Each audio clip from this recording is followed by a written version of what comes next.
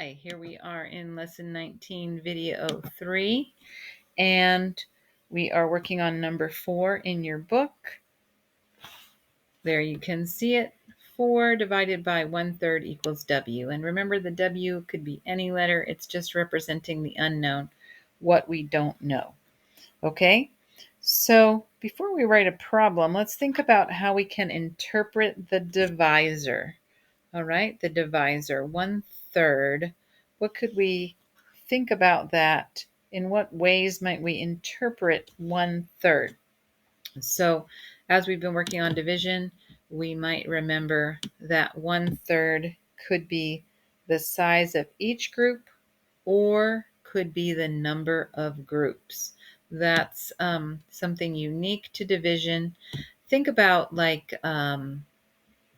20 divided by 5 equals 4, right? So you could say I have $20 and I'm going to give it to 5 people and each one is going to get $4, right? So I'm going to give it to 5 people. Or you could say I have $20 and I'm going to give $5. How many people can it go to, right?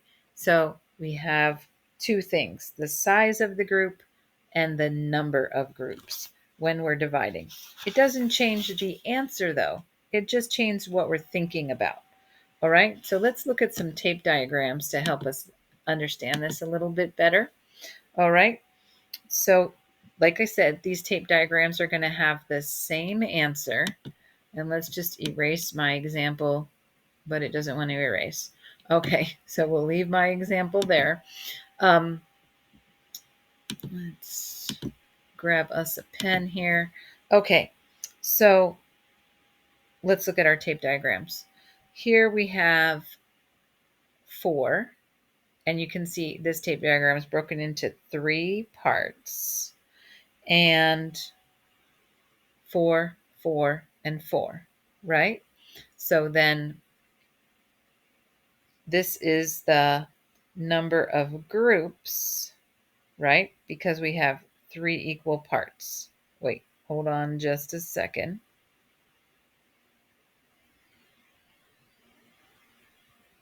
This one is where 1/3 is the size of the group. And this one is where 1/3 is the number of groups. Okay, do you see that? Here we have each part is 1/3, and here we have 3 parts. I know, it can be a little hard to understand.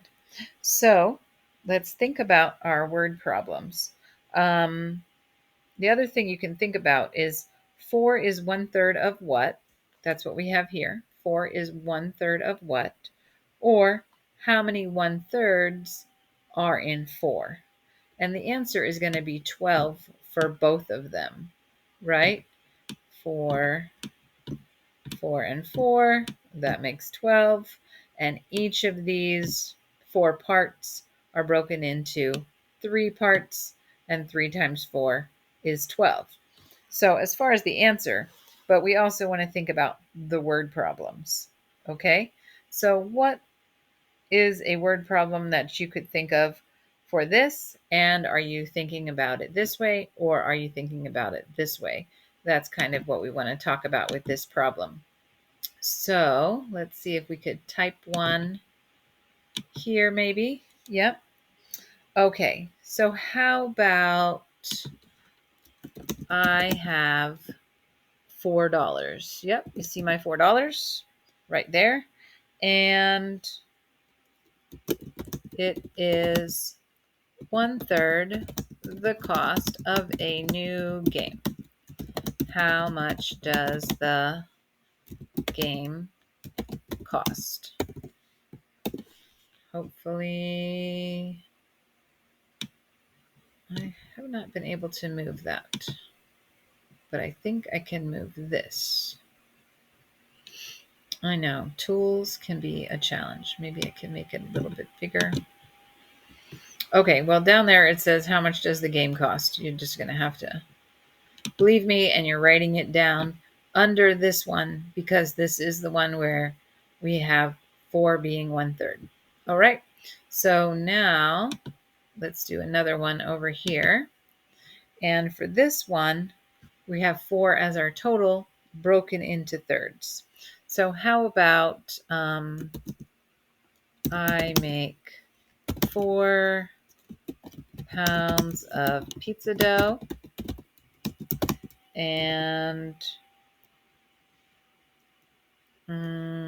each pizza needs 1/3 of a pound. How many pizzas can I make? All right. Do you see the difference? But it's the same answer. Both my game cost $12 and I can make 12 pizzas. I know. It's amazing. All right. One more thing we want to look at. If you didn't get this copy down, please pause me and get it copied down. And we're going to look at one more thing, and that are these two equations. All right. So 42 times 1/6 equals R, and 42 divided by 1/6 equals N.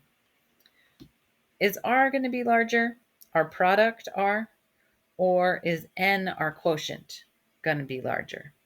And how do you know? And while you're thinking about it, you can think about a word problem that could work for these. Okay?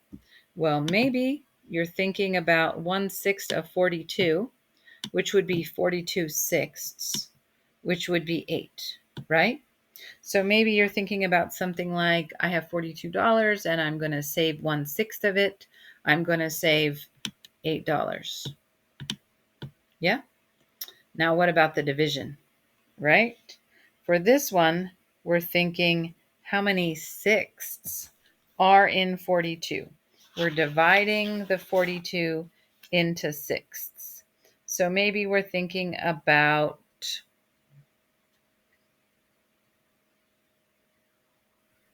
I have 42 pounds of candy, and I'm putting 1/6 of a pound into each bag.